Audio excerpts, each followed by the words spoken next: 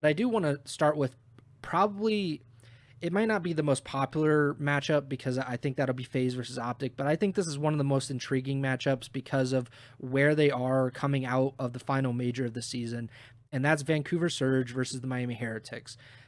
The Heretics have had this kind of late season resurgence. They had a great first event of the year. They placed top three very unexpectedly, and then had, I believe, a top 12 finish at Major 2. Made a roster change, brought in Super, who has been transformative for Miami in all honesty. And he, along with Rancor, probably in my opinion, and I think yours opinion as well, the top two rookie of the year candidates this season, along with Real, who we had such high hopes for coming into the season, and he's really done a great job continuing on with that. Miami finishes the season strong. They are, I believe, the only team to beat Atlanta FaZe and LA Thieves on land this season, with those two teams being the top two in the league. And they obviously finished top three at Major Four as well to close out their season. The Vancouver Surge have like a similar path, right? Because they had a really, really rocky start to the season. They finished top 12, I believe, at Major One. They make a roster change after Major One, bring in Neptune, who neither of us were very much convinced that he was going to be anything more than, maybe he could get them to top eight, but it definitely did not seem to be a huge move that would swing any kind of success their way. We were totally unequivocally wrong. He turns into what we considered to be the comeback player of the year this year, a player that probably deserves MVP votes and to be an all-star in the CDL this season. They finished second at the Major 2 and Major 3, and then they just have this disaster-filled Major 4 performance where they finish top 12 and lose to, I believe, the Vegas Falcons, if I'm not mistaken. And the Vegas Falcons finished dead last in the CDL regular season standings. So where are you kind of looking with all of that context in there? What are you looking at with the Vancouver Surge versus Miami Heretics in round one? Yeah, I honestly like. So this is what I kind of prefaced when we were just doing the intro. Like, I honestly felt like these teams had played at least once recently, and I don't know if it's just my mind playing tricks on me or whatever. But at least according to Breaking Point, Miami and Vancouver have only faced off twice this year, and the last time they played was on March 9th. Super joined the roster on a full time basis on March 26th. So that means these two teams haven't faced each other with the new lineups at least. And before that, or just this year, I guess Vancouver's 2-0. And I actually didn't look. I think one of those matches might have been in the Major One qualifiers. Yeah, one of them was in the Major One qualifiers. So that means like even Neptune has only played once against Miami, and it wasn't this Miami team. So that was really surprising for me when I was just looking at it. I really felt like I feel like there was a matchup in there where I just feel like I talked about like Vancouver being the hard point team, Miami being the search team. Like if one of those teams gets the edge in one of those other modes, it could lead to their path to victory as long as that aforementioned team sticks to their mode and then steals one of the other team's good modes. Um, so yeah, I'm kind of surprised, and that could I don't necessarily I do think Miami is favored in this matchup just based on recent performances, and it is partially saying that because we just haven't seen these teams in action in a while, but specifically we haven't seen Vancouver in a while since they had their disastrous performance at Major Four, and that just has them as a bit of a question mark in my mind, like what Vancouver is going to show up to champs.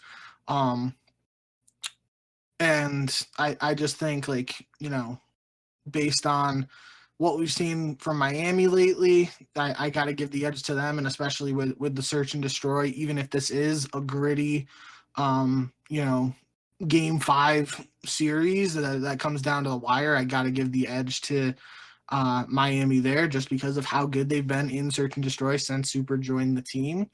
But yeah, that was honestly the biggest shock when I was just doing the notes before we went live. Like I can't believe these two teams haven't faced off since, Super joined the team. And that does, I think, in terms of how exciting this matchup is, like that, I think that adds a little extra to it just because, if these teams had played previously, you kind of have more of an idea of like the map pool, like what, um, if one team has an advantage in a like just throwing it out there. If Vancouver is really good at rewind hardpoint and Miami hasn't been as good at that, like does that sneak in to the map set or is that an instant veto and et cetera? So from that perspective, they obviously have a ton of VOD, both teams do, on the other team, but not as much against one another to look back on and kind of reflect. So I do think that adds a little bit of intrigue to this first round matchup.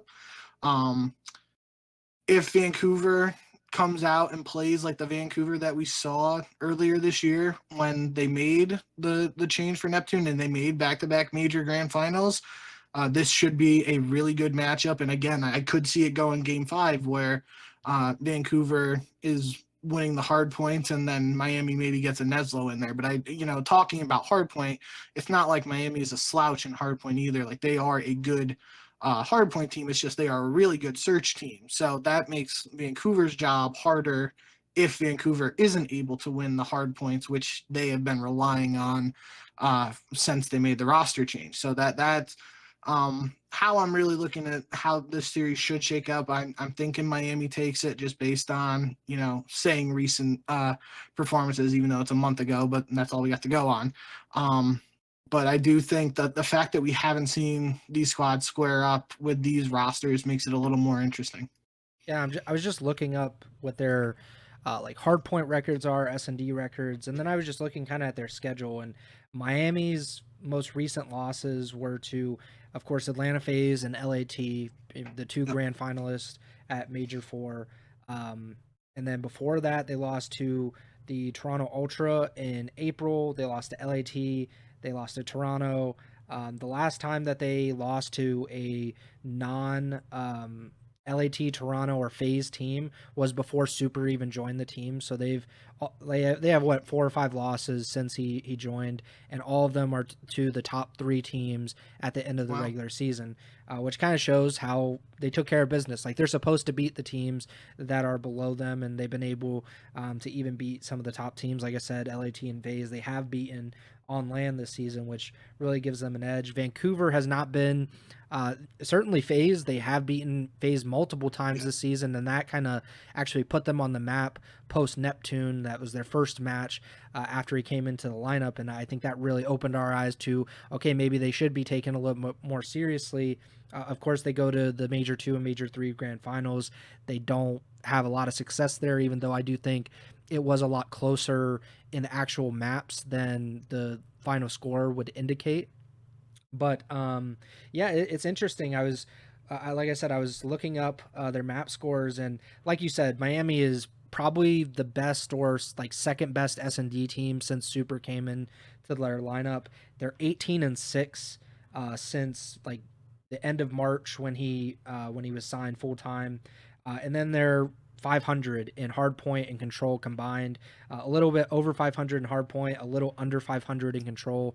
But like you said, like they're not a bad hardpoint team, and they played some really hard teams in that time that probably skews the hardpoint record a little bit as well. Vancouver, though, is like a ridiculous hardpoint team since Neptune came in. 39-18 in hardpoint since mid-February.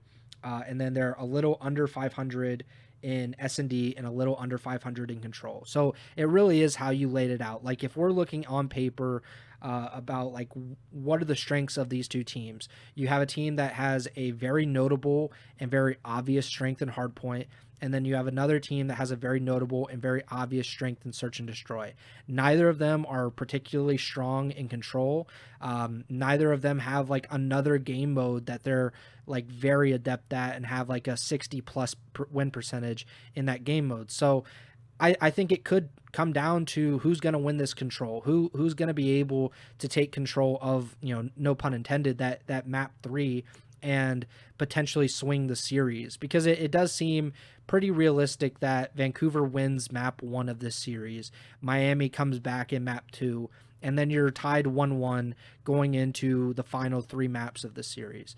And I would lean toward Miami like you, and I'm going to end up picking Miami because it was very concerning to see Vancouver at the end of the season, not only Major 4, but the Major 4 qualifiers as well, because there was a reason that they started in the losers bracket of Major 4. Like, there was a reason that they weren't able to, even have a chance to really play the top teams that they had been competing so strongly against in Major 2 and Major 3, and in the second minor as well when they went to the grand finals and played LAT. So I'm going to go with Miami. I think it's like I said on the legacy talk, how special it would be if Miami was able to win this event, which is of course like a long shot, even with how good they have been over the last few months. But this is an all Spanish roster team. This is, I think, the only all European team as well, because I think Toronto has Joe DeCeves, and there are a few other teams that have like half or close to a majority in the European players. But this is a really unique team, and I really look forward to seeing this match. I think both of us hope that Vancouver is a lot better than the last time we saw them, and Miami is still at the level that we last saw them, because if that is the case, that turns into probably one of the most thrilling matches, I think, because there's really not a very good edge for either one of these teams going into this match.